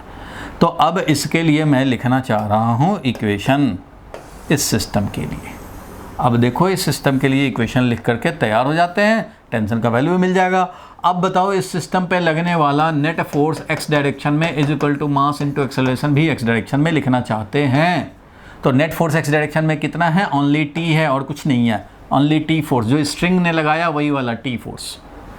तो ये t force tension force is equal to mass into acceleration. तो mass of the system 2 kg into acceleration कितना है, 10 है। एक्सेलरेशन कितना है इस डायरेक्शन में भाई, तो ये 10 है, तो इसलिए t का वैल्यू आ गया 20 न्यूटन, और ये आंसर हो गया। जो हमें निकालना था वो 20 न्यूटन हो गया। इट मीन्स ये स्ट्रिंग इस पर 20 न्यूटन का फोर्स लगा रहा है, 20 लगाएगा तभी तो 20 डिवाइडेड बाई 2 10 का एक्सेलरेशन हो पाएगा। ये फोर्स कितना लगेगा भाई, तो उतना ही लगेगा जितना इस 2 kg वाले को 10 का एक्सेलरेशन दिलाया, क्योंकि साथ साथ जा रहे हैं तो कंबाइंड एक्सेलरेशन पहले ही निकाल चुके हैं, 10 आया है। तो इसका मतलब इसको कौन 10 ले जा रहा है, देखो ध्यान से देखो कि 3 kg वाले पे तो ये फोर्स लगाया, इसको ले जा रहा है, ठीक है। 2 kg वाले पे किसने फोर्स लगाया, 2 kg वाले पे तो खाली यही टेंशन फोर्स लगाया। तो इसका मतलब ये जो रमेश लगाया वो तो इस पे लगाया था फोर्स, इस पे तो नहीं लगाया था। तो ये साथ क्यों जा रहा है, क्योंकि स्ट्रिंग कनेक्टेड है और स्ट्रिंग इस पे फोर्स लगा रहा है, और इसको एक्सेलरेशन कितना प्रोवाइड कर रहा है, 10 का, तभी तो ये साथ जा पा रहा है। इसलिए ये टेंशन फोर्स कितना लगाया, तो आप देख सकते हो भाई कि टेंशन फोर्स जो इसको राइटवर्ड में एक्सेलरेट करा रहा है वो होगा, क्योंकि यही एक एक्सटर्नल फोर्स है, बाकी तो ये वर्टिकल हैं, इनका तो काउंट होना ही नहीं। तो t is equal to mass 2 kg into acceleration 10, इससे मिला हमें 20 न्यूटन। तो धीरे धीरे करके आप सीखेंगे। फिलहाल ये है कि टेंशन फोर्स का जो टारगेट था वो हम लोगों ने निकाल लिया, ठीक है भाई। आप सोचेंगे, कुछ लोगों के माइंड में ये आ सकता है कि अच्छा हमें ये निकालना था तो ये सिस्टम क्यों ले लिए, ये सिस्टम लेने की, कंबाइंड सिस्टम लेने की क्या ज़रूरत थी, फिर हमें तो टेंशन निकालना था। हाँ भाई टेंशन निकालना था, तो आप क्या करते, आप टेंशन निकालने के लिए डायरेक्ट 2 kg को सिस्टम ले लेते, ठीक है भाई ले लेते। तो 2 kg को सिस्टम लिखते तो लिखते कि tension is equal to mass 2 kg into acceleration लिखते। तो ये ए पता नहीं रहता ना आपको, तो टी कैसे निकलता, यहाँ ए लिखते रहते, ए लिखते। तो भाई जब ए पता रहेगा तभी तो टी मिलेगा। तो अब ए को तो पता करना पड़ेगा, तो आप ये इक्वेशन लिख के फिर से ए की तलाश में ढूंढते, ए कैसे निकले, ए कैसे निकले, तो उसके लिए कंबाइंड लेते और तब इस पे फोर्स देखते, तो इससे ए मिलता। इसलिए मुझे पता था कि इसको एक्सेलरेशन चाहिए होगा, चाहे इसको ले सिस्टम चाहे 3 kg को ले सिस्टम, एक्सेलरेशन तो चाहिए होगा। तो एक्सेलरेशन पहले कंबाइंड लेकर के निकाल के रख लिया हमने, इसलिए पहले इसको ले लिया कंबाइंड सिस्टम। अब इसका एक्सेलरेशन फट से यहाँ रख दिया और वैल्यू मिल गया। चलो मान लो हमने ये कुछ काम नहीं किया है, अब सीधे निकालना है। तो नोबिता ने देखा अच्छा ये क्वेश्चन है, अच्छा यहाँ का टेंशन निकालना है, यहाँ का टेंशन तो वही होगा जो यहाँ का टेंशन होगा, क्योंकि स्ट्रिंग तो दोनों तरफ से सेम ही फोर्स लगाता है भाई, जैसे इसको पुल करेगा वैसे इसको भी पुल करेगा। अच्छा तो क्यों ना मैं 3 सिस्टम को लगा, 3 को ही सिस्टम बना लो, 3 kg वाले को सिस्टम बना लेते हैं। तो उसने क्या किया कि 3 kg वाले को पकड़ लिया और उसको सिस्टम बना लिया। चलो नोबिता का अब काम देखा जाए। बहुत सारे पॉसिबिलिटी हैं, किसके खोपड़ी में क्या आएगा कोई ठिकाना नहीं है, लेकिन जिसके खोपड़ी में सिस्टमेटिक चलेगा उसका आंसर करेक्ट आएगा। इसलिए आप अपने खोपड़ी का जिम्मेवारी लीजिए कि आपको क्या क्या पॉसिबिलिटी है सब समझ लो और सिस्टम से लगाओगे। तो सिस्टम ये है फिजिकल टू एम अप्लाई करने के लिए कि पहले आप सिस्टम डिसाइड करो। आपके दिमाग में आया कि 3 kg को सिस्टम बना लेते हैं, क्यों वो दिमाग में आया भाई? इसलिए कि हमें टेंशन वैल्यू निकालनी है, क्वेश्चन कह रहा है कि टेंशन निकालना है यहाँ बीच का। तो ठीक है भाई, तो 3 kg को सिस्टम बनाएंगे तो ये एक्सटर्नल फोर्स रहेगा, तो ये एक्सटर्नल फोर्स है, टेंशन ये दिखा देंगे। अच्छा एक और फोर्स है राइट वर्ड में इधर 50 न्यूटन, वो भी दिखाएंगे। हाँ भाई ये भी तो एक्सटर्नल है, ये तो नोबिता ने लगाया उधर और ये तो स्ट्रिंग ने लगाया है इधर। हमारा सिस्टम तो बस इतना ही है, यही हमारा 3 kg सिस्टम है। अर्थ ने जो फोर्स लगाया वो भी वेट फोर्स एक्सटर्नल ही है, फ्लोर ने जो लगाया वो भी नॉर्मल फोर्स एक्सटर्नल ही है। लेकिन हमें पता है कि इधर फोर्स लगाया गया है, इधर ही एक्सेलरेट करेगा, तो इधर का मान लो एक्सेलरेशन ए है। आप सोचेंगे ऐसे जिगजैग क्यों दिखा रहे हैं? इसलिए कि स्ट्रेट लाइन से दिखा रहे हैं फोर्सेस को, स्ट्रेट लाइन फोर्सेस, फोर्स। अब इसको भी स्ट्रेट लाइन तो कहीं आप इसको फोर्स ना समझ लें, इसलिए इसको जिगजैग एक्सेलरेशन दिखा रहा हूँ। अब इसके लिए लिखेंगे क्योंकि ये फ्लोर पे हॉरिजॉन्टल जाएगा, इस फोर्स के इन्फ्लुएंस में राइटवर्ड ही जाएगा, तो इसके लिए भी लिखूंगा मैं net force is equal to mass into acceleration x direction में। तो ये सिस्टम है अपना 3 kg वाला सिस्टम है, तो इसलिए नेट फोर्स, तो नेट फोर्स लिखोगे 50, एक्स डायरेक्शन में लिखना है नेट फोर्स 50 माइनस टी। बोलो ये समझ में आया कि नेट फोर्स मान लो हमने क्वेश्चन लिया और डायरेक्ट ये सिस्टम लिया 3 kg system. Let system is equal to 3 kg block. दिख तो रहा है ना ये वाला कलर? तो अब जरा देखें तो नेट फोर्स तो आया एक्स डायरेक्शन में 50 माइनस टी। अब ये मान लो 10 न्यूटन लगता तो 50 माइनस 10 40 हो जाता। तो अभी 50 minus T is equal to mass 3 kg। इन दोनों को क्यों नहीं ले रहे हैं? क्योंकि ये वर्टिकल फोर्स है, हमें हॉरिजॉन्टल में लिखना है। तो मास है 3 kg इंटू एक्सेलरेशन है, एक्सेलरेशन हमें नहीं पता, तो यहाँ पे लिख करके और चुपचाप से बैठ जाने पड़ेंगे क्योंकि टेंशन है नहीं, टेंशन निकालना है और एक्सेलरेशन का वैल्यू पता नहीं है। तो फिर एक्सेलरेशन की तलाश में घूमोगे, क्या करें एक्सेलरेशन। तो अगर दोनों को सिस्टम बनाए तो टेंशन नहीं रहेगा और सिर्फ ये रहेगा और उससे हमें एक्सेलरेशन मिल जाएगा। तो फिर आप इसके बाद क्या करेंगे? तो दोनों को कंबाइंड सिस्टम लेंगे। कंबाइंड सिस्टम लेंगे तो ओनली 50 न्यूटन एक्सटर्नल फोर्स बनेगा, टोटल मास 2 + 3, एक्सेलरेशन ए, वो एक्सेलरेशन ए का वैल्यू मिल गया 10।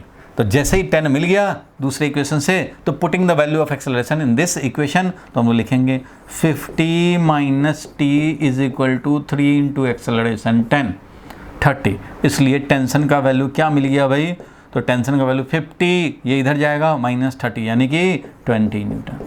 तो भैया आपका टेंशन 20 न्यूटन आया। चाहे आप 2 kg को सिस्टम लो तब भी 20 न्यूटन आएगा, 3 kg को सिस्टम लो तब भी 20 न्यूटन आएगा। जो आना है भाई वो आएगा, सिस्टम आप चाहे जो भी लो, लेकिन जिसको सिस्टम लोगे उस पर लगने वाले फोर्स और कॉरस्पॉन्डिंग इक्वेशन लिखने में एक भी एक्सटर्नल फोर्स छूटना नहीं चाहिए और एक भी एक्स्ट्रा काउंट नहीं होने चाहिए।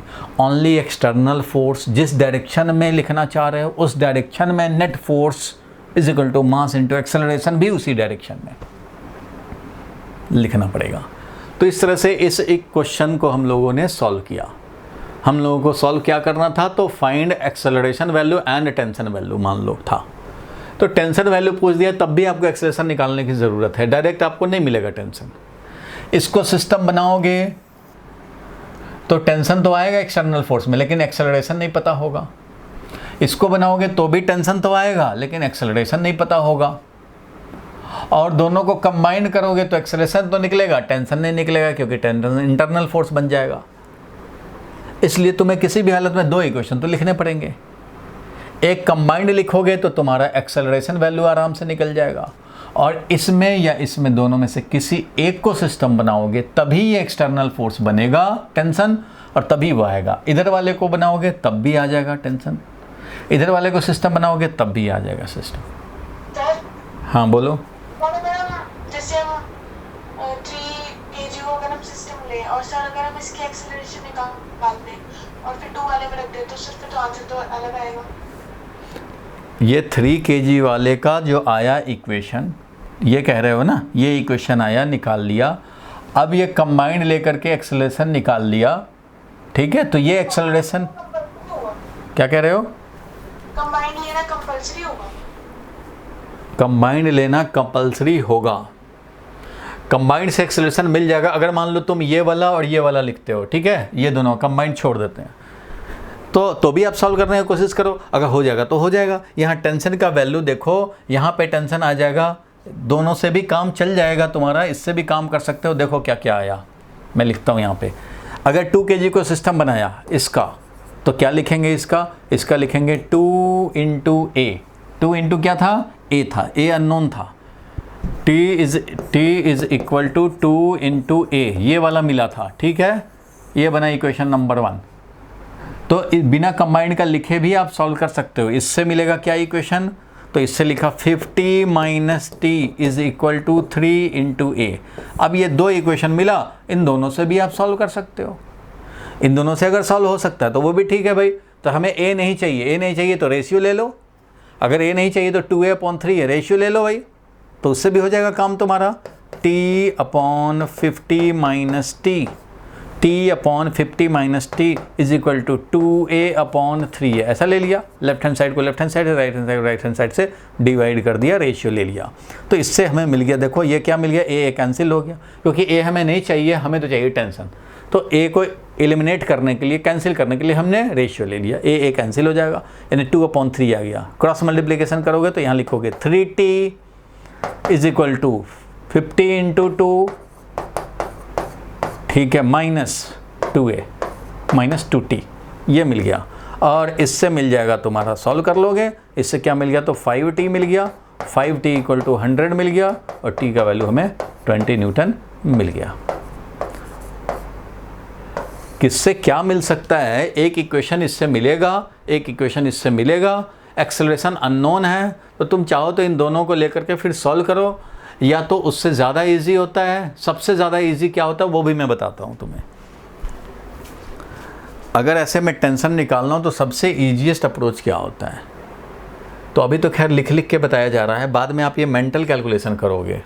क्या भाई, तो ये दोनों ले लिया सिस्टम, तो यही तो एक फोर्स है, 50 divided by total mass 5 kg, acceleration आ गया 10, वो तो हवा में ही आ गया 10 एक्सेलरेशन।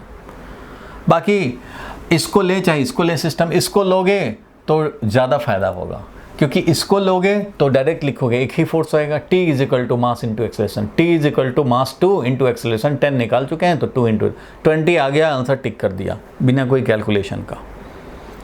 या अगर इसको सिस्टम लोगे और कंबाइंड लेकर के तुमने एक्सेलरेशन निकाल रखा है, क्योंकि कंबाइंड तो देखो अभी ने लिख के रखा है, बाद में थोड़ी ना आप लिखते रहोगे, आप तो सीधा सोचोगे कि अच्छा ये 2 है ऐसे, अच्छा तो ये तो अगर इंटरनल ये रहे और दोनों कंबाइंड ले ले तो खाली 50 है, तो 50 is equal to mass 5 into acceleration, तो यहाँ से सीधा मिल जाएगा।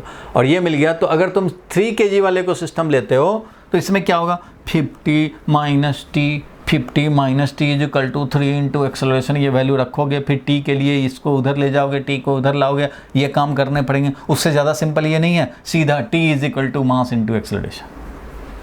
इसलिए सबसे सिंपलेस्ट अप्रोच यही होता है कि एक्सेलरेशन निकाल लिए और उसके बाद जहाँ का टेंशन निकालना है, जहाँ का टेंशन फोर्स निकालना है, वो फोर्स जिसका एक्सेलरेशन कॉज कर रहा है उसको सिस्टम ले लोगे तो सबसे सुखी रहोगे। भैया इस 2 kg का एक्सेलरेशन यही टेंशन फोर्स लगा करके 2 kg वाले का एक्सेलरेशन प्रोड्यूस कर रहा है।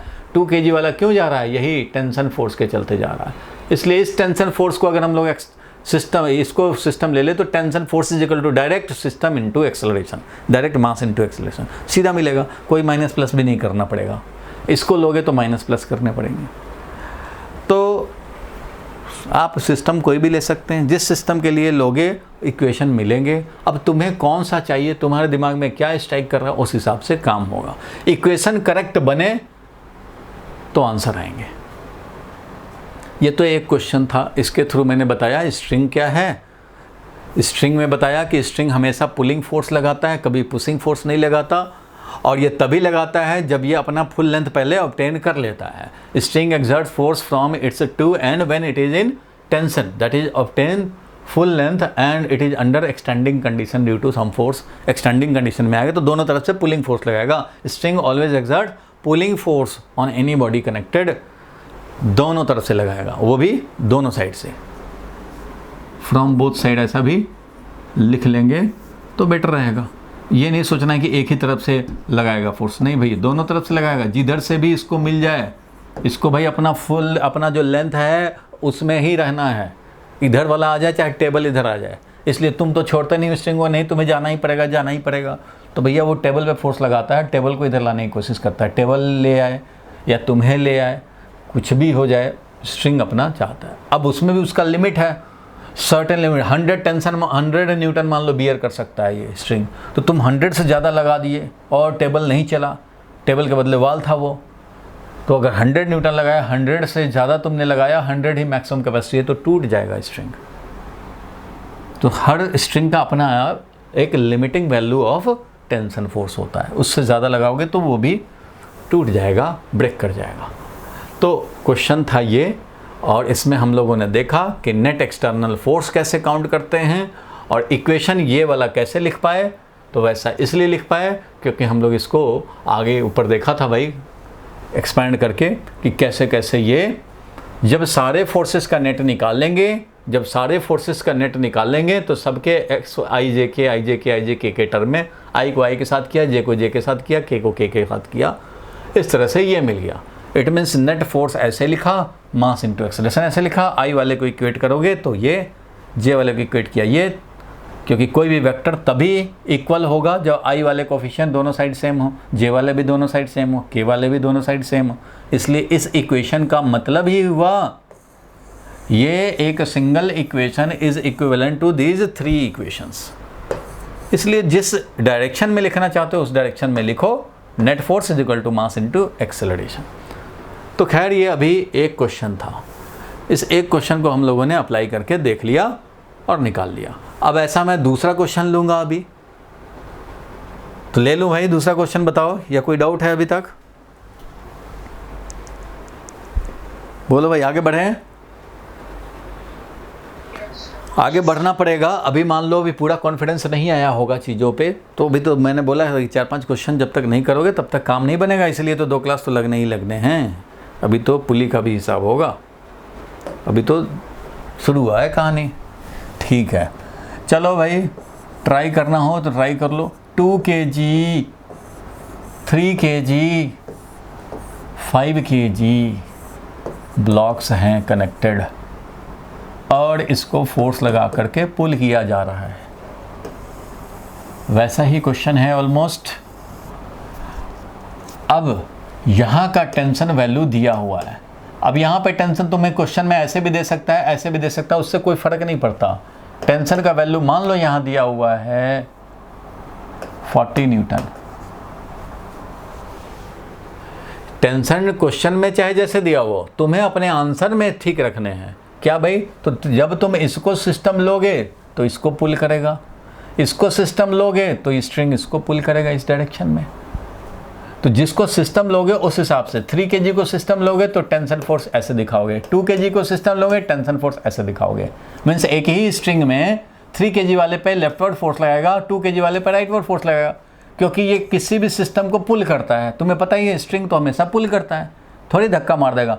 तो इसलिए कभी भी टेंशन का अगर डायरेक्शन में कन्फ्यूज़न हो तो तुम देखना कि अपने सिस्टम पे टेंशन फोर्स लगाया तो सिस्टम को कहीं पुश तो नहीं कर रहा, पुशिंग लगाया मतलब गलत हो गया, क्योंकि स्ट्रिंग कभी पुश ही नहीं करता।